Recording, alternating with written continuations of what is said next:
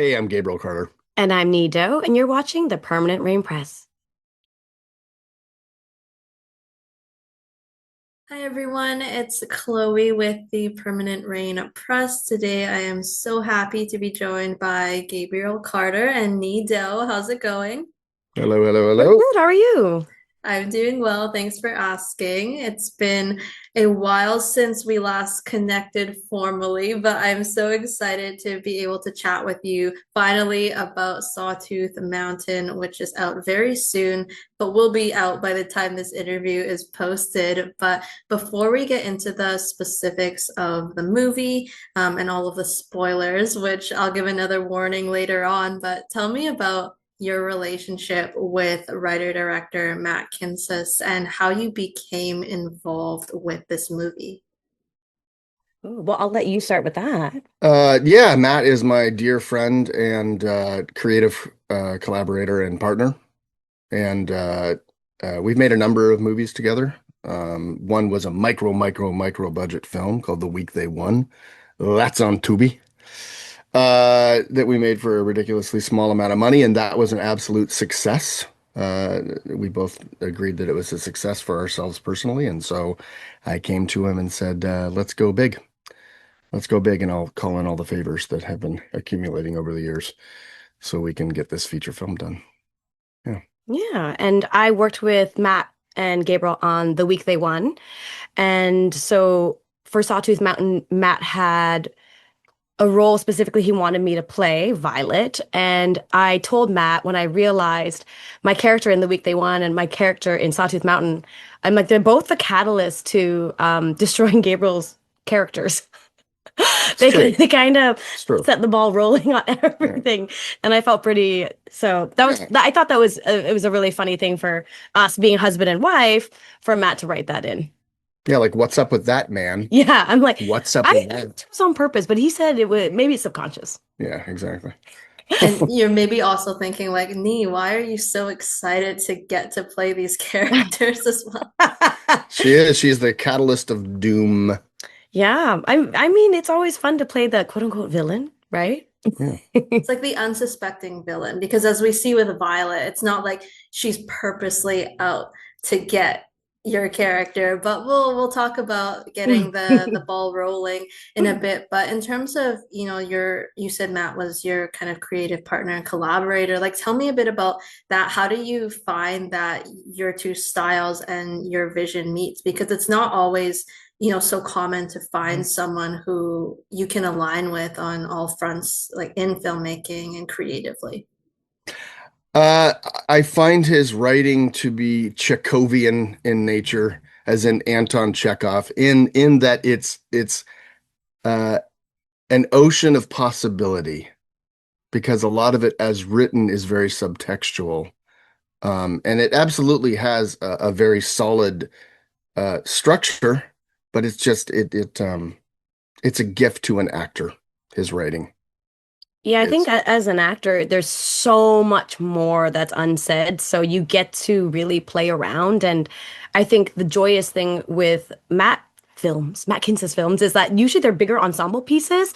So it's exciting to kind of go in and not know what the other actor might do because you know that your level of lines is going to be the same as theirs in this fact that there's so much subtext because it can kind of go anywhere. Yeah, his sets, as far as acting goes, absolutely invite like organic impulse, driven, anarchic, creative. Anyway, you get the point. It's good.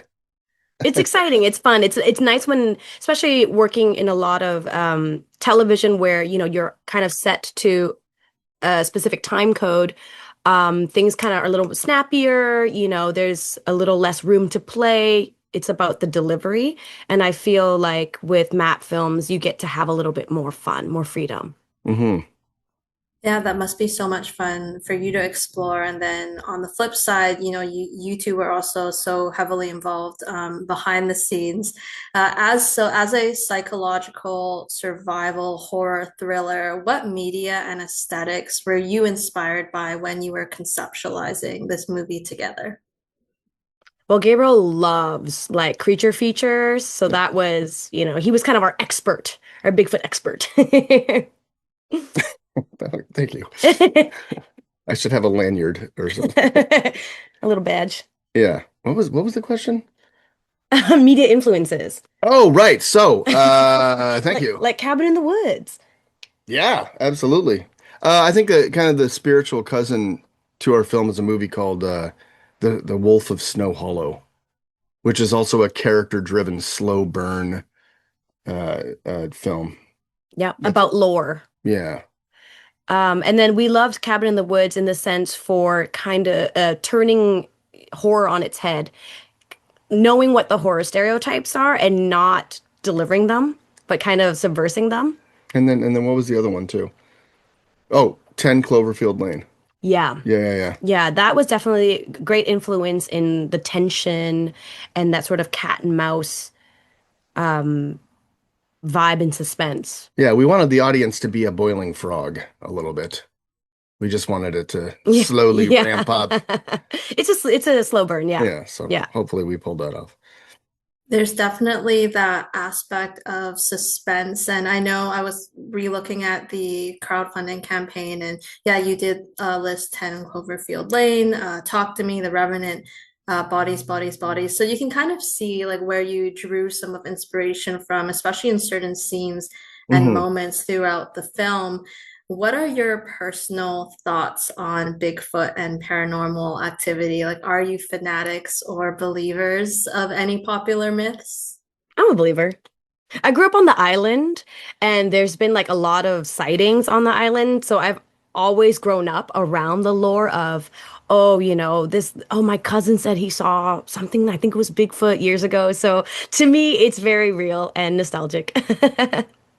I would just say that there's a fish called a coelacanth, and they thought it was extinct 80 million years ago, and then a Greek fisherman caught one.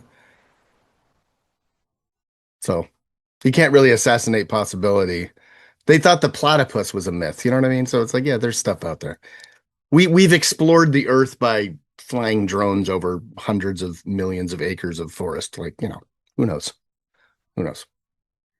It's Who knows? fun to think about in, the context of your movie where it's such a big theme, of course, with Sasquatch and Bigfoot. And I do want to touch on that later on, but we'll get into characters now. And again, we are discussing spoilers, so please make sure you finish Sawtooth Mountain before continuing this interview. But Gabriel, for Clint, how did you shape him? Because I found his intonation and way of speaking, as well as his demeanor and physical mannerisms, very distinct. Like, did you draw inspiration from any existing fictional characters or constructs? I don't remember consciously drawing it from any other character. The way that I approached him was I called it Clinto vision, which is basically how he's experiencing uh, the world in any given scene. And there's two distinct camps for him. One was the relationship with his brother, in which he's certainly infantile and explosive. And then there's the relationship with the college kids, in which he's disassociative and attempting to mimic how a person might sound and act. And he's also under duress because he just finds the entire social construct of whatever they're doing kind of oppressive. I thought your performance was so fantastic. And, seeing it's really interesting to hear how you saw him in these two different kind of relationships that he has throughout the movie. So, with his brother, with Bobby, like they disagree on business matters. Bobby usually has the final say. So, what can you say about the brothers' relationship? Like how Clint sees Bobby and his assertiveness in their dynamics? I think that even though he's the older brother, he experiences the relationship as kind of what the common trope of a younger brother. He experiences as a younger brother.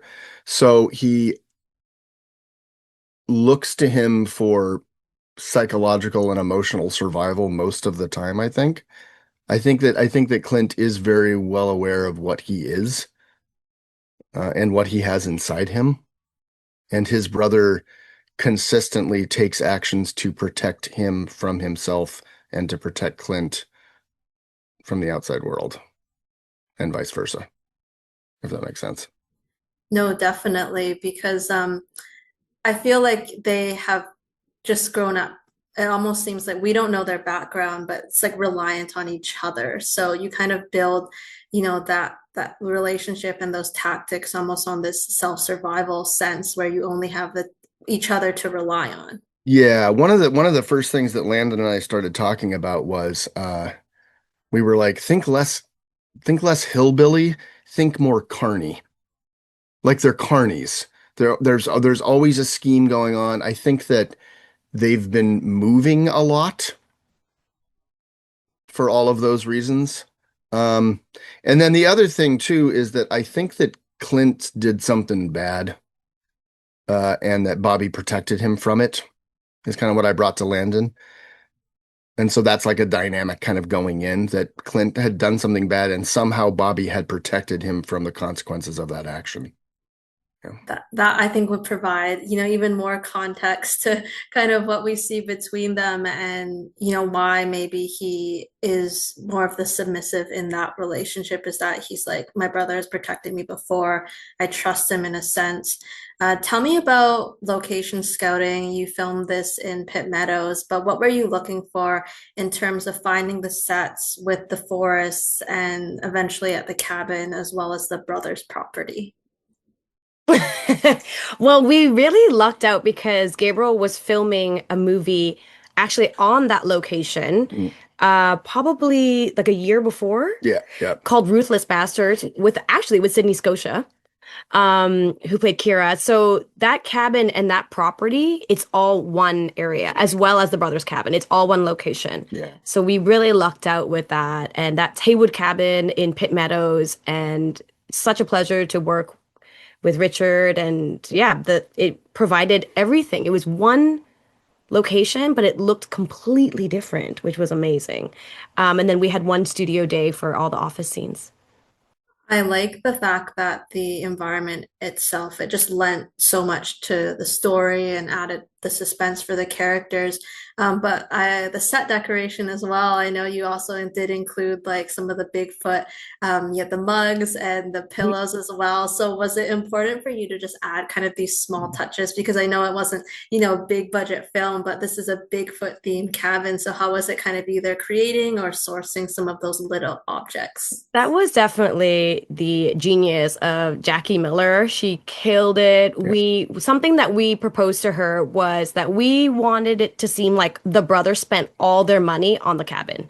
Any money that they got would go into the cabin to continue their business. So that's why their cabin is pretty bare bones, there's nothing. It's yeah, and this is just I must admit it was complete serendipity. That cabin, the state of constant construction that it was under was serendipitous in the sense that that was actually going on in real life. We Yeah. walked in and it was like, oh, this is such a perfect metaphor for Bobby and Clint. Like, abs, of course it's not This finished. unfinished, yeah, It's unfinished, littered with beer bottles, ridiculous sort of living sheets environment. everywhere. Yeah, sheets Yeah. everywhere. And yeah. Yeah, yeah. But yeah, we loved it. I think we really left it to Jackie to kind of come up with exactly what items she wanted to put in there, but she sourced a lot of amazing things. Like the mugs were made. She hand stitched those pillows. So, yeah, yeah. And actually Marta, our first AD, actually painted the Bigfoot portrait in the front. So yeah, a lot of hands on deck to make it be a kitschy sort of Bigfoot themed Airbnb. Indie film, it takes a village, Yeah. right? Yeah, I feel like also I like the word kitschy because it's when you think about what's like, kind of not entirely tacky, but at the same time, what makes a tourist spot a tourist spot. And it's all Yeah. these little kind of like little props and things like that. So going back to the events of the movie, Clint, he spends time as the group's guide. He is visibly irritated as they hide their laughter for his Bigfoot calls and insult his stories. So in character, like in real time, how is this affecting Clint?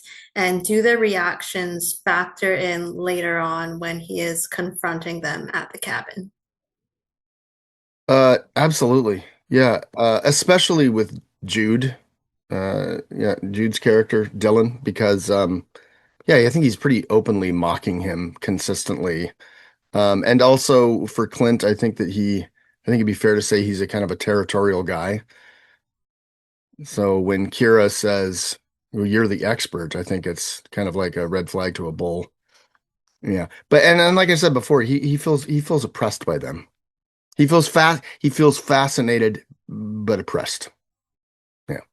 He does seem like the kind of guy who would hold a grudge, I fear. But I thought it was the dialogue, of course, was also great when he is reciting one of those stories and he says, an avid outdoorsman hiker. And this is specifically after Bobby tells him to kind of keep it short and sweet. This generation has a small attention span. So, in terms of the dialogue, were lines like that kind of funny to read in the scripts and then recite, knowing how that's almost a bit of defiance against Bobby, even though he's not there in that specific scene. So that particular line I actually added. I added because in Matt's script, they have that whole thing. And so I came to him and I said, can I put outdoorsman hiker? And he was like, 1,000,000% put that in. That particular line, yeah. And that's just kind of the collaborative nature that Matt and I have. Like it's absolutely sort of if it's a good idea, then it goes in and there's a lot of discussion as far as that kind of stuff goes. That was a fantastic ad then by you. I thought, yeah, it's like little moments like that also show him like pushing back against his brother a bit. So in those scenes where Dylan and Liv unfortunately meet their fate, like how do you get into the headspace for that aggression? Like how is Clint justifying what he has to do?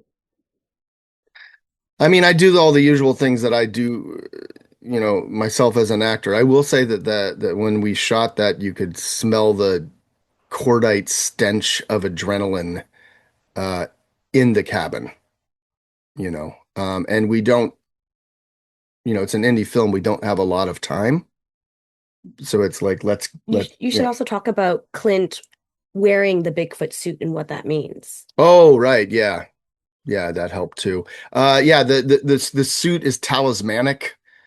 Um, So that's why if you watch him, he's wearing the suit, he's wearing the mask at various seemingly random times. Like, oh, he has to put it on. It's because it's a talisman to him. It's like Samson with his hair or something. He's putting on this costume to become this weapon. Like, do you feel like Clint is less Clint? Like he has become like he's using the power of Bigfoot. Yeah, Yeah, yeah, absolutely. tragic. Giving Bigfoot a bad name, bro. Oh, that's great. That's great. I feel like you're gonna have a little microphone. Ladies and gentlemen, tragic. All right, back to you. Back to you, Steve. Back to you, Chloe. All right. Exactly that. Like I feel like he's more taunting and more threatening. When we see him in that costume, it kind Yes. of, adds that extra maybe, danger that he doesn't always have in the everyday. So it's interesting to kind of wear that. And I mean, how many Bigfoot costumes did you have on set? Did you just have that one? Getting I, passed around a little bit. I, we have it here. Yeah. Well, I mean, luckily, I think Landon wore it pretty early on. So then after that, it became Clint's, right? No, it did. Yeah, Yeah. yeah, absolutely. Halloween costume for one of you, maybe. Could be. Oh man. You'd swim in that thing. Oh yeah, I could not fit that. No. It'd be adorable. Yeah. Maybe Yeah, I just would. the head, Yeah, it's true. the Just mask. a Yeah. little head. That's right. That's right. So the Hungry Jack pancakes scene, which I know has already been talked about by some people kind of reviewing it online, but you and Landon are sitting there for, I believe the runtime is like exactly 1 minute, just cutting and eating while poor Sydney as Kira is bound and tied beside you. How was that moment to film? Because it acted as almost this comedic break amongst the ongoing tension of the movie. Well, it was in one take. Mhm. And it was a scene that was always in the script. And Matt and Nee and I fought to have it exactly as envisioned. Yeah, I think the length of it made some viewers uncomfortable, but that was the point. Yes. I think it's unsettling because that's Bobby and Clint's way of dealing with this incredible traumatic experience. They're like, okay, we need to like self-soothe. How do we do that? Pancakes, they're reverting to almost like their childhood selves, like what Yeah. calms them. And so I think it speaks a lot to their relationship, but also how they're able to dissociate from actually what's happening in real time. Like Kira's literally bound and like just like gagged in front of them, and they're just, oh, these are great pancakes, They're like, oh, good idea, like really enjoying it. So it shows, to me, it kind of highlights that, like you said, like something bad happened before. And this is just them dealing with it again. Yeah, and it turns out to be the coda to their relationship. It's like the Last Supper. Yeah, it is a Last Yeah. Supper. Nice. I think we wrote that in the one-liner, the call sheet. It was like the Last Supper. Really? Yeah. Did you write that? Yeah. Yeah, sexy. Sexy. Good You're like, stuff. of course, Nee wrote that, right? It was so That's perfect. it. Yeah. So I, So sorry, I was just gonna say you said it was one take. So did you only actually do one take of that, and that's the one that we see in Yep. yeah, we had extra pancakes on standby. Oh, we actually even like our props team tasted it to make sure that they tasted good so that when you were eating, you could actually enjoy it. Yeah, didn't they taste it and they're like, this tastes horrible. The Anyway, first round was like not good. yeah. Yeah. Did we get rid of those or did you guys feed those to me? No. Oh no, you got rid of them? No, we got rid of them. I don't know. Time's money. Like, woo, let's go. No, we were All right. prepping like a scene before. Okay. Magic behind the No, scenes. I know, I know. I don't know. I'm just clinting it up. You Exactly. guys are doing tons of things. when he was busy getting into character, all of this kind of cooking and making sure the Yeah. pancakes are just perfect for you all And going on. warm. Yeah, I think they started getting cold though. And so, yeah, I think they were a little cold, but that was it. But they tasted good. I remember really wanting to utilize like mouth noises because Nee has what's it I called? have misophonia, Yeah, so that's like the mouth misophonia. noises just really like, and he was hamming it up for sure with the mouth Oh, I noises. just was like, oh yes, And here I we was like, go. oh, I hate this. This is great. For any misophonics, is that what you I guess, is that yeah. what the society's called? What's up, my friends? Yeah, I Just a really wanted. little bit of what is it called now? Oh, ASMR. ASMR. Yeah. See, it's interesting. I don't mind ASMR, like the like, like that's Yeah, okay. That's cool. yeah, But it's the mouth it's like mouth noises in particular. chewing noises. Yeah. So as an actor, when you have an opportunity to really lean into that, you take it. Anything for the art, right? Yeah. That's right. And he's like, as long as it's not at home, then Yeah, it's exactly. fine. Yeah, It's for the purposes of this movie. Yeah. So going off, Nee, what you said earlier about Violet, it's almost like perfectly my question about thinking about her as the catalyst for the events of the movie, both born from her negative blog review at the beginning and then her visit to the police station, which sets up that final showdown. So tell me about that purpose that you wanted to give her and using kind of what Matt created and then building off of that for the screen time that you had in this movie. I think the really delightful thing about Violet is that she has no idea what's going on. She is completely clueless. She's pretty selfish, to be honest. I wanted to make a statement about that like travel blogger experience, which I think is great. I personally love to travel, but I feel like it's unfortunately become a bit of like its own economy where it's not actually being truthful, like people are getting paid to do things. So her website, I had so much fun designing. It was so obnoxious. It was like I was trying to use like love, eat, pray, but like travel, dream, and so No, it's great. yeah. And it was unfortunate. Yeah. Pause it, and read it. Yeah, you should. I can't. And Yeah. at the top when Landon's, with the Yeah, I can't remember iPad. what it says off the top of my Oh, head, but it's gloriously douchey. It's great. yes. Awesome. And I actually had those pictures already because being an actor and doing editorial shots, I'm like, okay, what I found some shots that looked like it, and it just worked out so well. Yeah. Um, sh Staring off into the middle distance. yeah, shout out to Angel Lin and Michael J. Ing who took those photos. Yeah, it was great.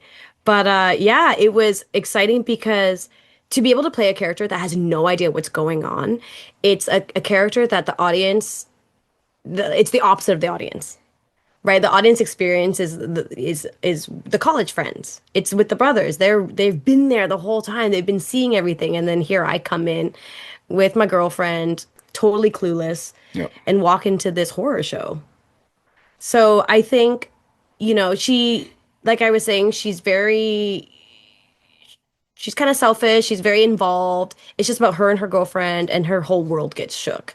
And I think the police station scene, because she's so used to, I guess, getting what she wants all the time, and these people are just so clueless and are not understanding her, and that's so infuriating We're to gonna her. we're gonna go check it out. Yeah. We're Yeah. gonna go check it Yeah. I thought like your scenes were great, and I feel like Violet Vu is also such like a blogger name as well. Like I can see her capitalizing on that brand for sure. But it's so true about, this idea that it is almost like its own business. It's like so commercial now, and I think it says a real good statement on that. Um, and then for, Violet, at the same time, she's almost like not understanding what she saw as well. So while it's infuriating to not have people believe you, it's almost like second guessing kind of what you saw. And of course, unfortunately, we don't see the aftermath about what happened to her partner as well. And I'm sure she's going through it by the end, although we don't see, of course, what ends up happening with Violet. Yeah, we have no idea. She's kind of left at the police station, not knowing what's going on with her partner. I guess she's probably still waiting for the cops to return, Oh my God. which is so dark. You have like an end credit scene Yeah, just like of Violet just sitting there. with her coffee. Yeah. Writing maybe another blog post Another or blog, like, oh something. my gosh, I can't Oh, believe but the then service here. no, it'd be all like she's like, we're gonna pivot to grief now. Whoa, Oh my right. God. Grief economy. Yeah. Yeah, grief. Yeah, it's gonna be grief economy now. Yeah. So You're yeah. writing the sequel already. I like it. Yeah. So can you take me through the shock ending scene and Gabriel for Clint? Like, how is he processing this figure in front of him? It's his God. Like absolutely, it's his God. So that's the reaction, and that's what I was thinking. That this thing. Also, another thing that occurred to me is that he's doing the Bigfoot call while he's stalking her, and I think that's what inevitably leads the Bigfoot to him. So yeah, he's courted his own doom by doing that call, which he's obviously doing for Sydney's, Yeah, to intimidate her. yeah, to intimidate her. But that's what eventually leads to his doom. Do you think there's any fear in his eyes? Like, what kind of expression did you want to play with? Or is it pure like admiration? Like, if he is processing what is going to happen to him, like, what are those final emotions that you wanted to kind of get through to I him? I think it's beatific adulation. I think that's what it is. And it is his God. So I was trying to imagine seeing, yeah, it's like a religious experience. Beatific adulation. Yeah. The chase scene I thought was, intense in itself. I think one of my favorites was that shot where Clint is kind of above and Kira's below Mm, because it hmm. was reminiscent of um I'm sure you've seen it, Lord of the Rings, with Yes, Oh yeah, oh yeah. we saw. We're We like, oh, we're gonna do our Lord of the Rings shot. no, we actually said our Lord of the Rings shot, Yeah. like for sure, of yeah, course. the Hobbits and the Nazgul, which Yeah. I thought was great. And just that final like moment was so striking because it's this elusive figure they've dedicated their entire lives to. So kind of to see it, finally come to fruition, something real and not something that, is someone in one of them in a costume is something that is so, like you mentioned, like religious, something to them.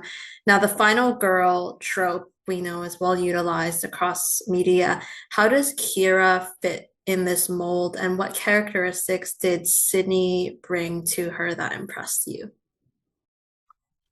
Ooh. Well, I feel like the final girl mold is someone that veers off from societal expectations, Hmm. Hmm. right? She doesn't fall into, something about Cabin in the Woods is they talk about like the Madonna, the whore, and like so usually the girl that has sex on the first night is the first person to die. And so I feel like Sydney was playing, we were playing along with the trope in the sense that she's a societal outsider. She doesn't want to do what everyone else is doing. She's a little bit more conservative because she's still finding herself. So that's the struggle that I think she did really well with. And then, but I think the difference is she did try to protect her friends as much as possible. Like she tried to always de-escalate, which I thought was great. Because I feel like sometimes the final girl is more of an observer until the very end. Hmm. There's no choice, right? She has to step up. But I feel like Kira was already there for her friends from the very beginning. Sure. Yes, Nice. I agree. Well, I mean, how about you speaking to, because you work directly with Sydney? Hmm. Sydney Scotia as a person, and I noticed this on the set of Ruthless Bastards, has a she's got like an impish devilry to her, like in her eyes as a person, and that's one of the reasons that I asked her. I mean, she's a great actor and stuff, but I asked her to be a part of this because she had that in her eyes at all times, and I think she brings that to the movie as well, which is kind of fun for a final girl. Yeah.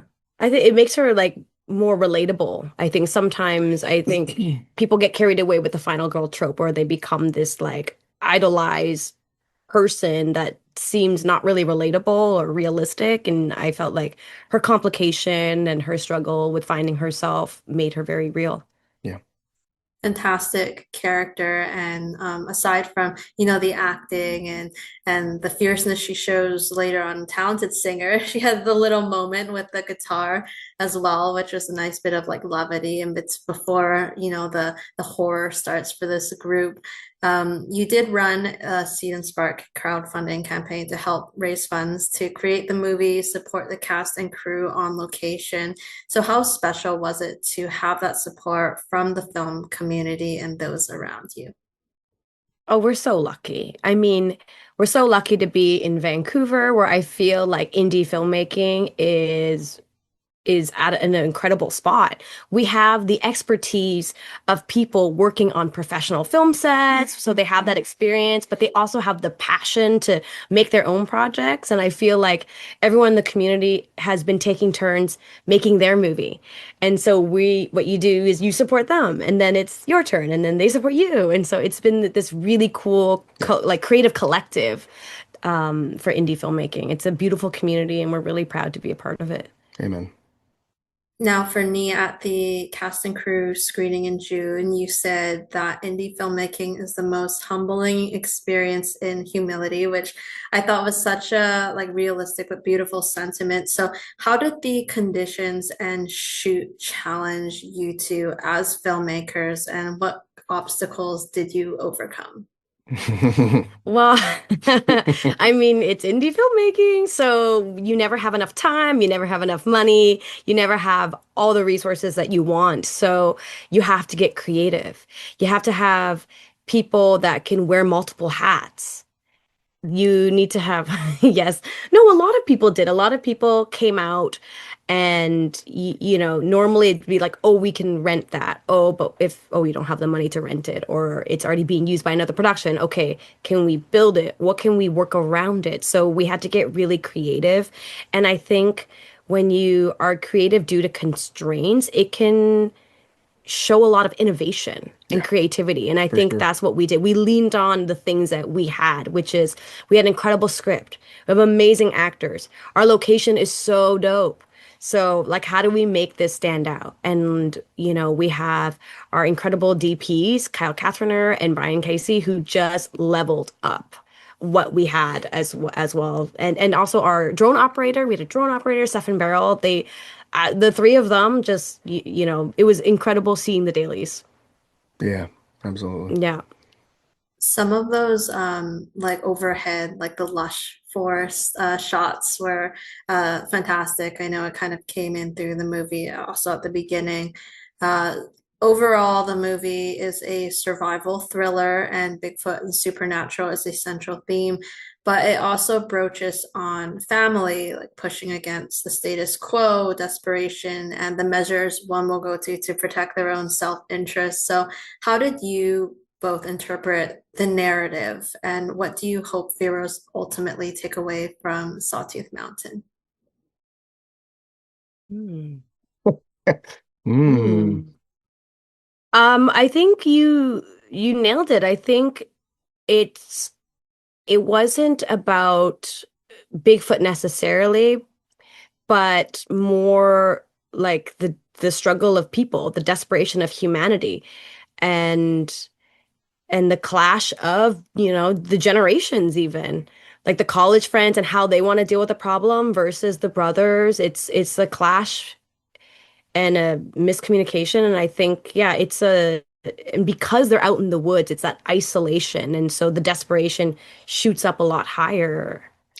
it's that old saying, it's like we mortals make plans and the gods laugh, you know. It's a small scene, but Bobby with Isabel DeLuca's character. Mhm. What was her real estate agent's name? Carla. Carla. Yeah, Bobby and Carla, when he's like, I want to put a spaceship shaped cabin right there. It's like he has plans. He has plans for this empire, and he's going to keep his brother on a leash, and everything's going to go great. And all he needs to do is have these damn kids write a great review.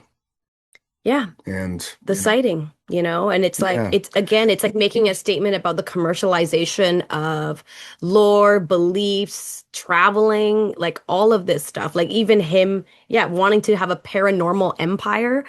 When he talks to the banker in the beginning, he's like, "Oh, I'm fascinated by this. Like, do you believe in Bigfoot?" He's like, "No."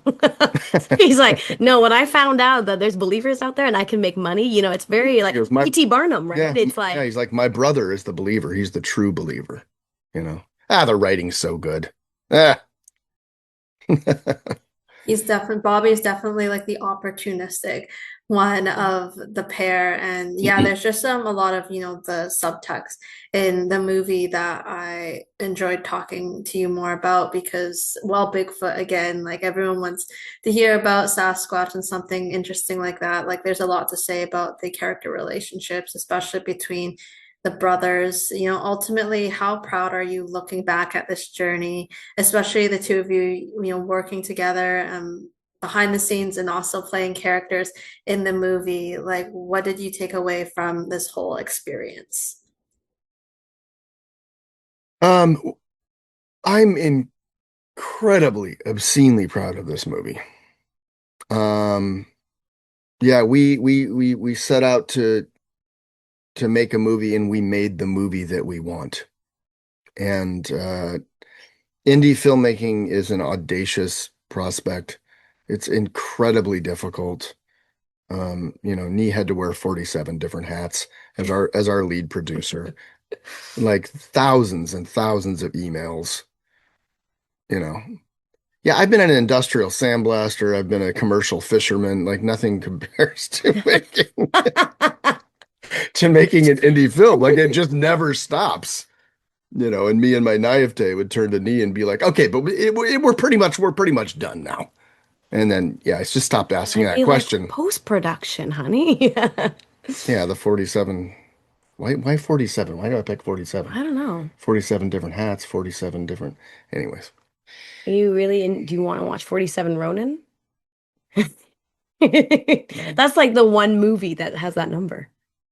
I want to watch Repo Man. You want to watch it. Repo Man.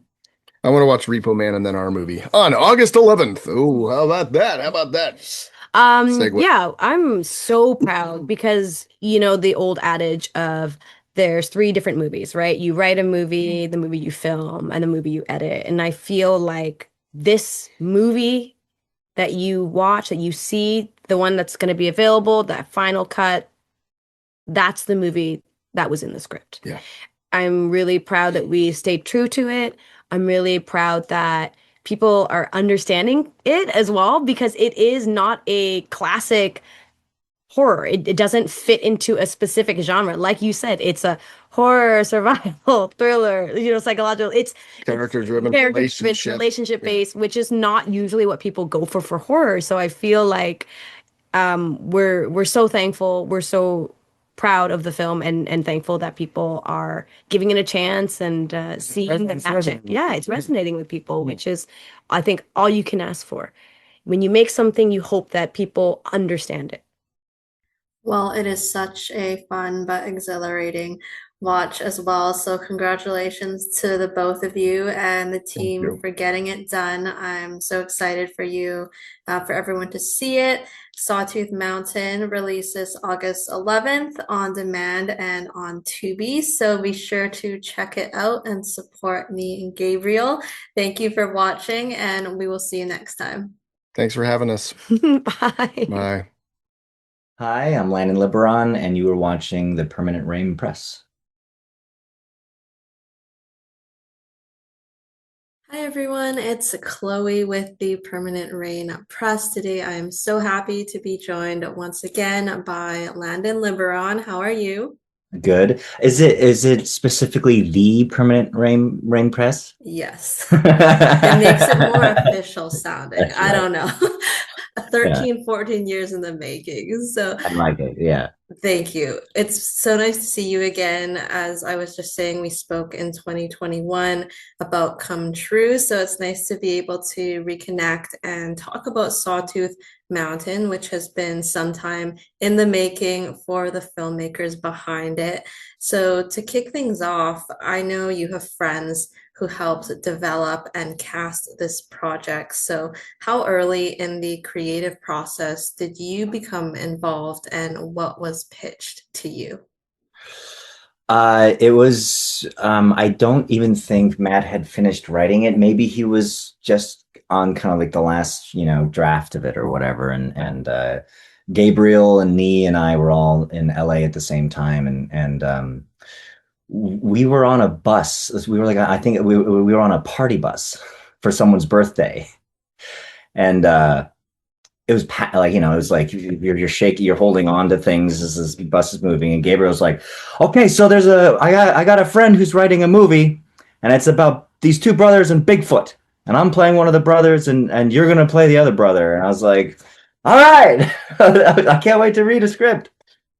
So yeah, I was, I think, brought on essentially very, very early on.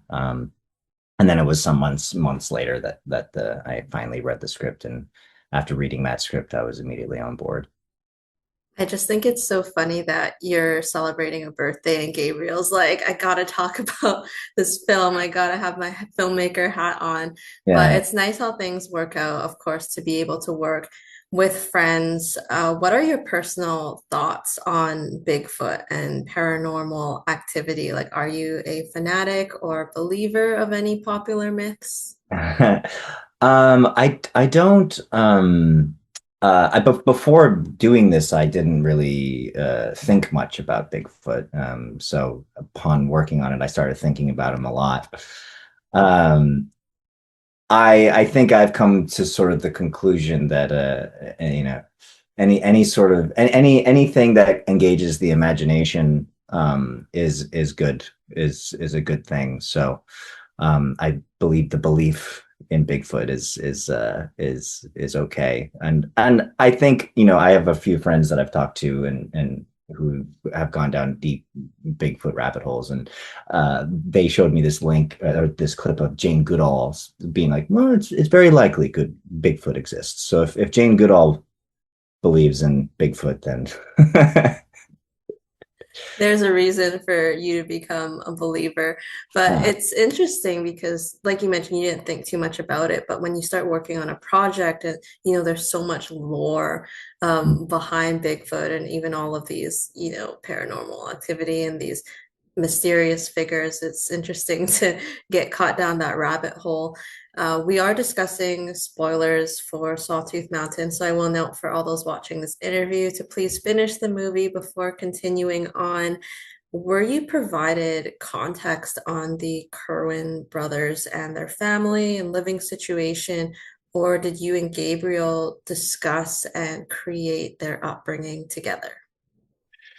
yeah, there wasn't, I mean, there was I think Matt writes in such a subtextual way that there was so much in the writing that sort of presented itself. But Gabriel and I both went our and had our private work, and then when we got close to shooting, we got together and really kind of worked together on who these brothers are together and what, you know, their past was and what brought them to this place. Yeah, we talked extensively on their dynamics when they were younger. How long have they been together? How long have they been kind of like alone together? You know, like it's like all of those kind of fun questions that you work out as actors.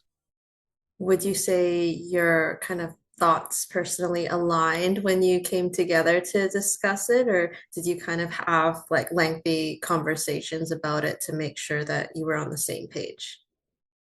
Yeah, no, it was a total alignment, I think. Yeah, I mean, even down to when we started, we started sending each other just like our wardrobe because we chose a lot of our own wardrobe. We brought basically our own wardrobe to the thing, and we started sharing these little. It's like this is, and then he would share like, oh, I was like, oh, we look, and it just immediately started to like look like the same thing, and um Gabriel has had a very interesting life. And so I think he brings so much depth to everything that he does. And so I think I maybe was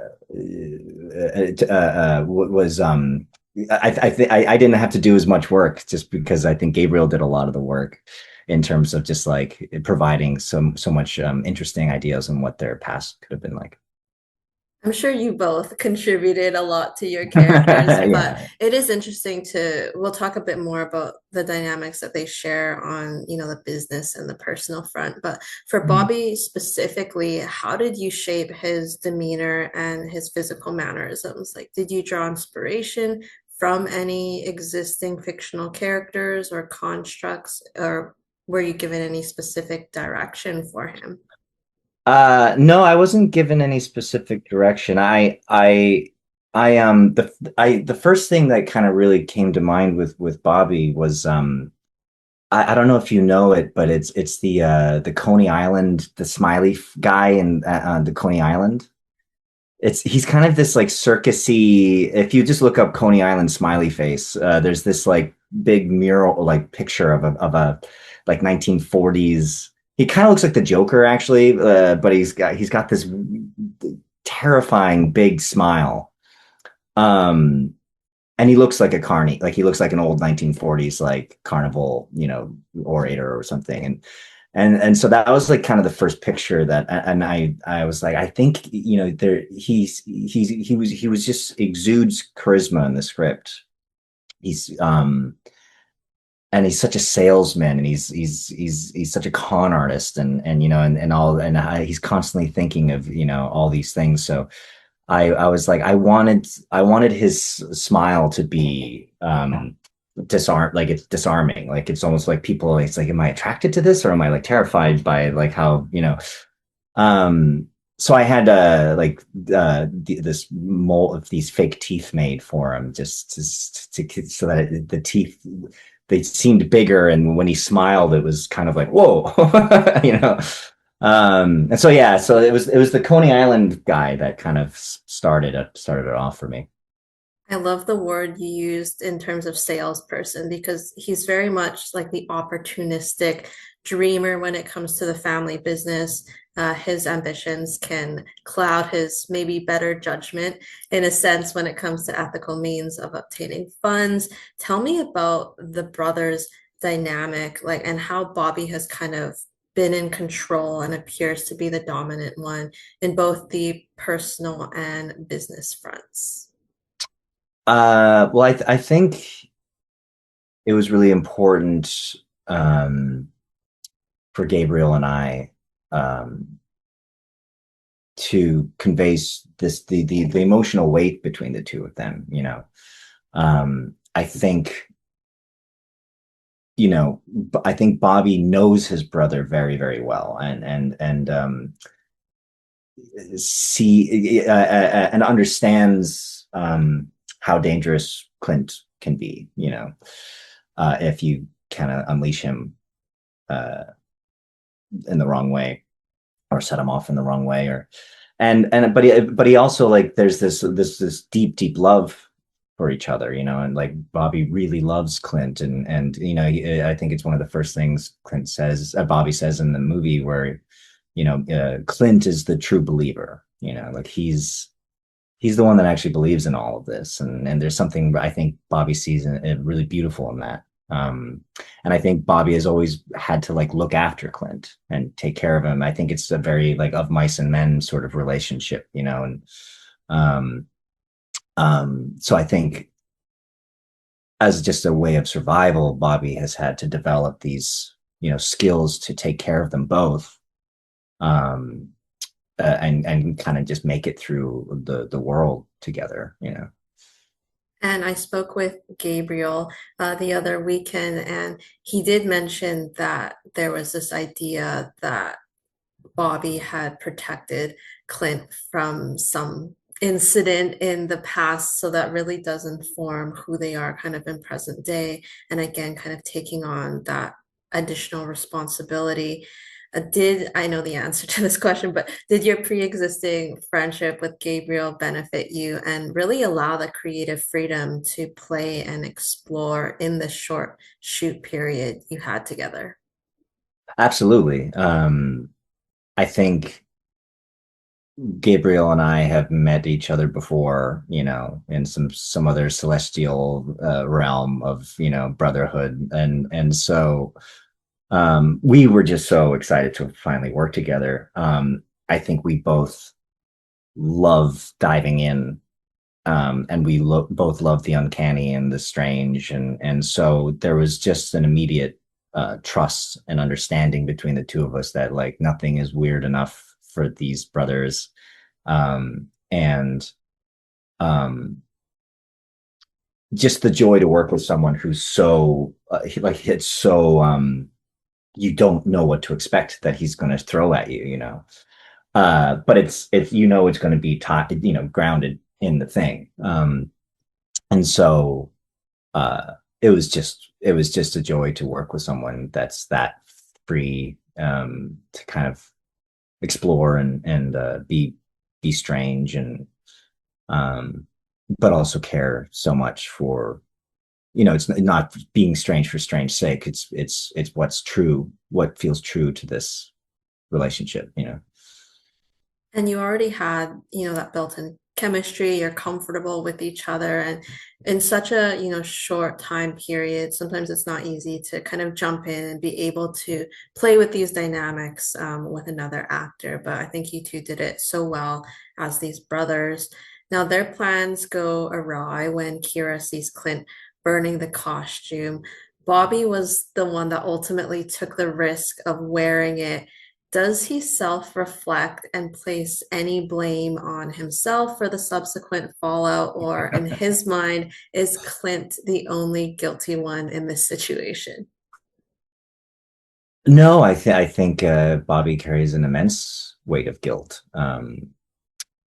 Uh, I'm sure that there's a bit of like I told you so attitude about it. You know, Bobby wasn't fond of the idea to begin with. You know, um, and so I think he takes it out on Clint a little bit. That even though Bobby committed to the idea, it was all, I think, in his head it was Clint's idea, and so that in that regard, it's Clint's fault that this has all gone so terribly wrong. So he has to clean up this mess, you know. But I don't think that's an easy decision for him, you know. And it's because at the end, he kind of leaves his brother behind. And I'll talk about that final kind of moment there. But which was your favorite scene to film in the movie and why? I think the scene I was most excited to to do was the where we make them delete the photo.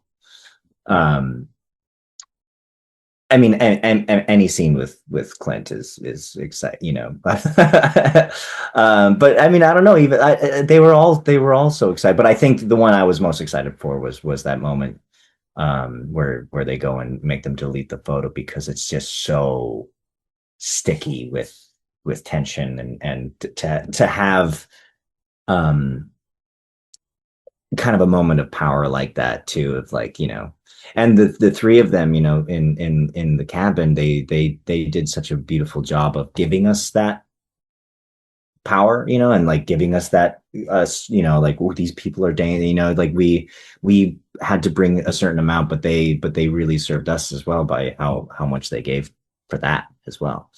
So that scene was just so much fun, you know, the dynamics of everything going on in the room and like anything could happen, you know. For sure. And you didn't share many scenes really with Sydney, Maitreya, and Jude. So it was really interesting to kind of see them enter. And you mentioned, the power they held. And I thought that for Bobby, he had this mix of the hospitable charm as well as that peer threat and intimidation. So it was really well acted.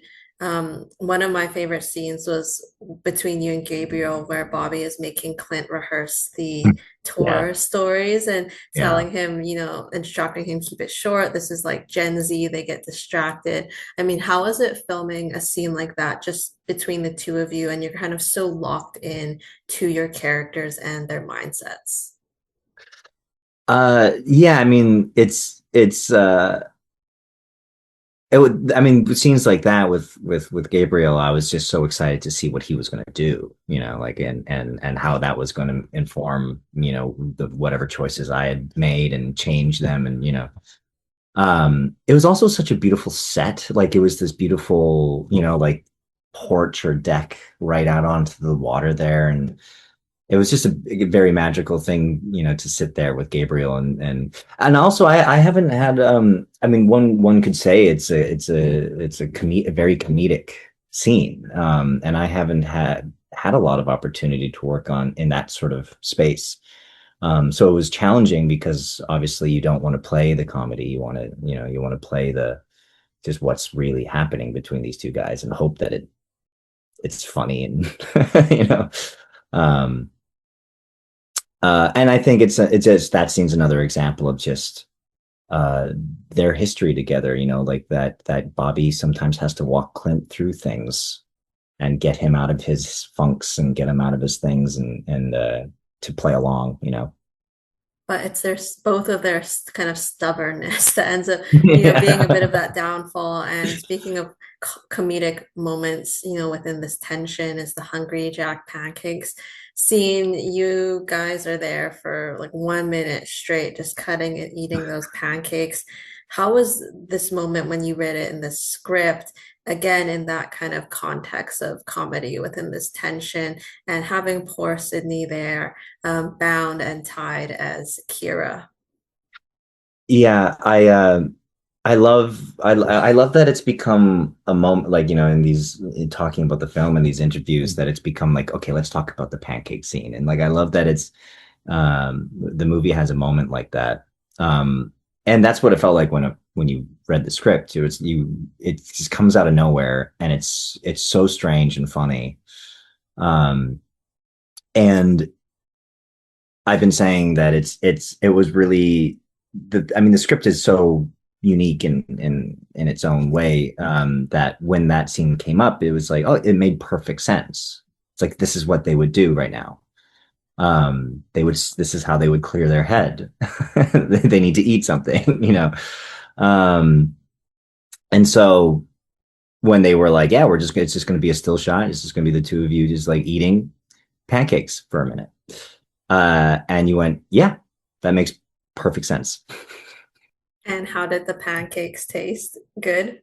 Yeah, pancakes were pancakes. But my only concern was because of my fake teeth. There's two moments in the script that I have to like mow down on food. Like there's one moment where I'm eating a burger, and then another one where I'm eating these pancakes, and I was worried about like, you know, what the food would do with these fake teeth, you know, because it's just these things you push up and you can't feel what you're chewing. I mean, obviously you can, but like there's this block, and so I was like, am I going to look really weird chewing because I don't know how to chew with these fake teeth? Um, but it actually, yeah, it worked out fine. You were like, no close-ups, please. Wide angle shots, just fine. But Yeah. cycling back to, that last scene between Bobby and Clint, and again, knowing that Bobby can kind of control and instruct him, tell me about his actions and his plan in your eyes, leaving Clint behind. Like, was Bobby also in more financial and legal troubles than he let on? Yeah, absolutely. You know, I completely forget what the name of the bad guy that the cops reference later, that Bobby got involved with, but to That you know, was the Bonino brothers. yeah, yeah, Yeah. yeah. Um, they I don't think this is the first time that, you know, Bobby has had to leave, you know, a place, you know, but I think in the past it's always been them and the two of them involved, you know, and you know, it's okay, now we got to go to the next town, you know, sort of thing. This time it's just he has to make the decision to leave Clint behind, and I think that's devastating, you know, like I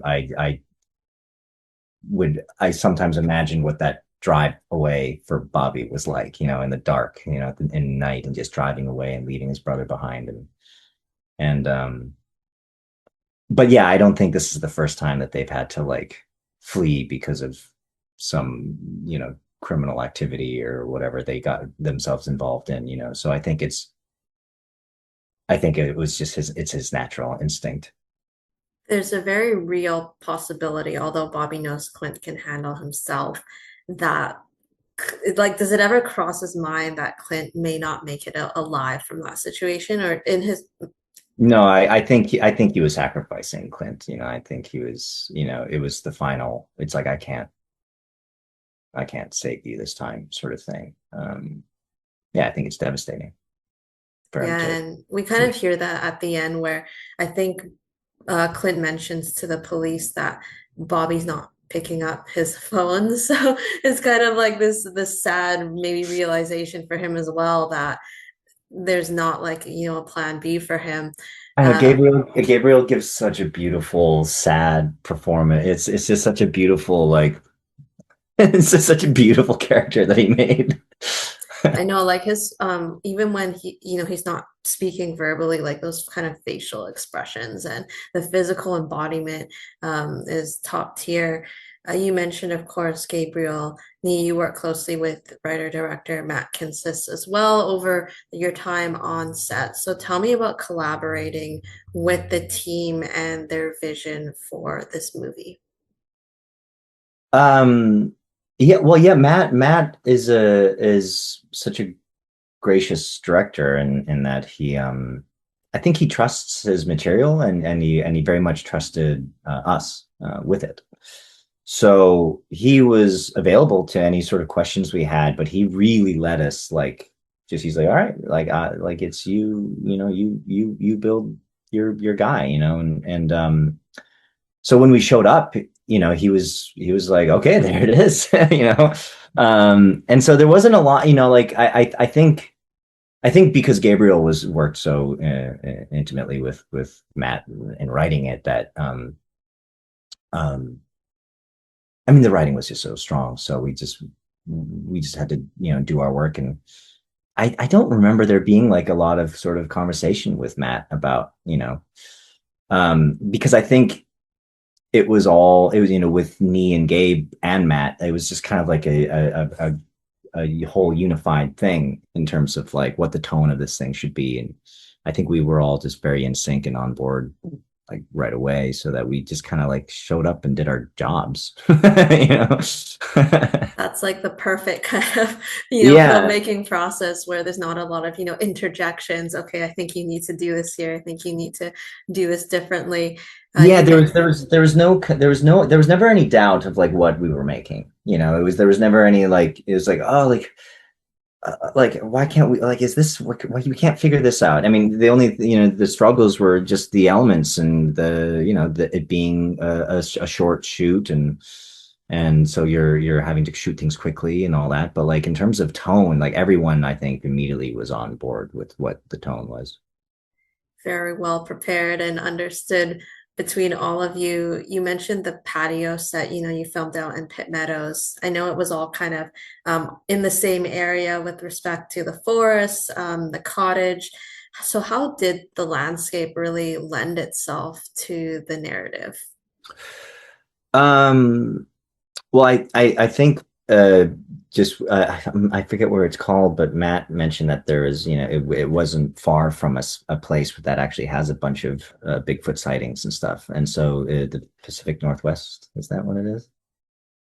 Yeah, yeah, is so like that whole region is, it's what it is, it's where a lot of these sightings are, and so that lent itself to it. I also lived in Vancouver for a big portion of my younger life, and um, it's funny how actually little I actually have shot there. And so it was just like I love shooting in Vancouver. It's so beautiful.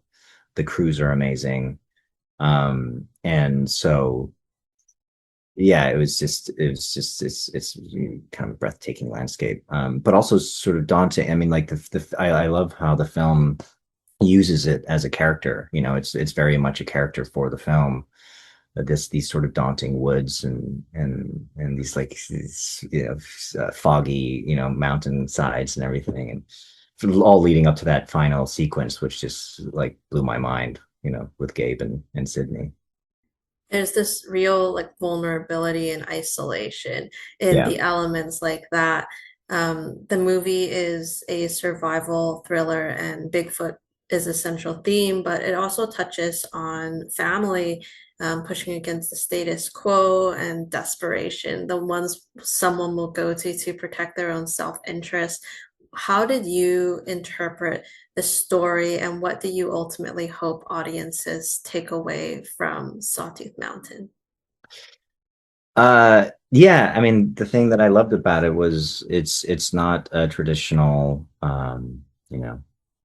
thrasher horror film. It's a very character driven dark comedy psychological thriller, and so I hope that people are surprised by that. I hope that people enjoy uh all the different character dynamics, the quirkiness of it, and the cinema of it as well. I mean, I hope that it's a really well put together film. It's a beautifully edited film, and so I hope that you know if you're looking for just kind of like a monster slasher flick, it's not that. And that's what I love about it the most. Is that it's sort of this character driven piece, and even with the college students and their dynamic and all everything that's going on there, everything is very sort of thought out and heartfelt. So I hope people are surprised by that and enjoy that. Well, it was also a labor of love, like all indie kind of filmmaking is. So, congratulations to you and the team on a phenomenal job with this movie. I have a couple more questions for you. I know it can be rare to have close friendships that stand the test of time.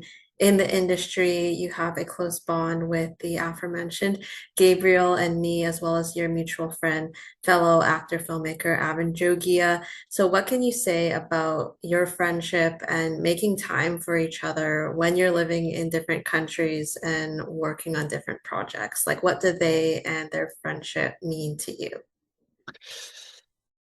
Wow. That's a big question. I mean, their friendship means everything to me in that um that I know that there are people out there that I can go to um and not feel questioned about my instincts and my, sort of my creative outlook on the world, you know.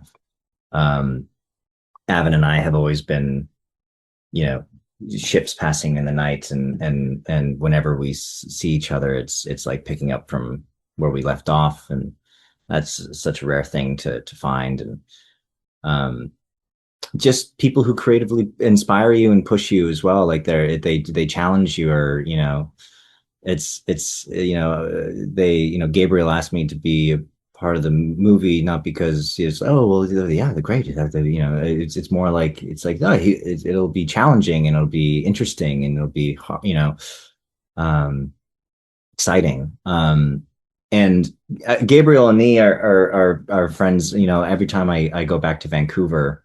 um the way I maintain an exciting bond with them is that I never let them know when I'm coming back to town. So I'll just show up at their door and ring, and sometimes they're not home,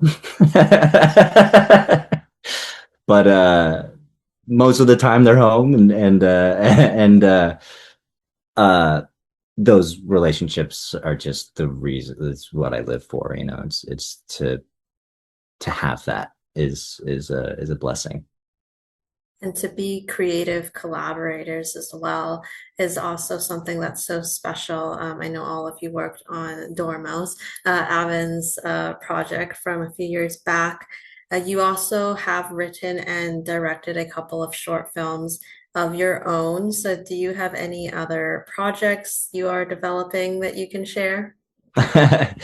Not that I can share, I suppose. I mean, I've been writing. I mean, I'm constantly writing and everything. But the funny thing is that, yeah. So Avin has made his first movie.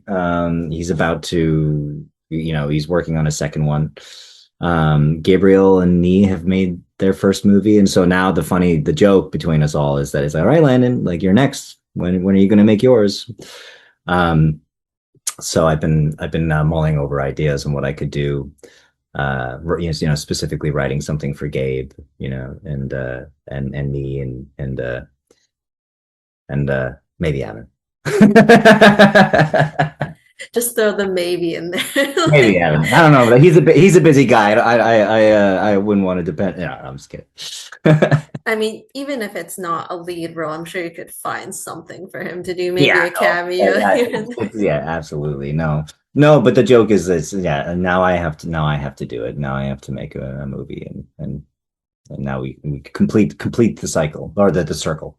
just a bit of peer pressure there. No, no, Good. but no That's pressure at all. and again, that goes back to your previous question. It's why these people, you keep these people in your life. They don't let you be lazy. They push you. It's having someone check in. And you fuel each other creatively. So it's so nice to have that. And it was so nice to get to reconnect and chat with you about Sawtooth Mountain. Thank you so much, Landon, for taking the time. No, thank you so much, and thank you for yeah, your it's great questions. Thank you. Well, hopefully we can chat again in the future, maybe in less than 5 years' time. But Uh, until then, for all those watching, make sure to catch Landon in Sawtooth Mountain, which releases August 11th on demand and on Tubi. Thank you for watching, and we will see you next time.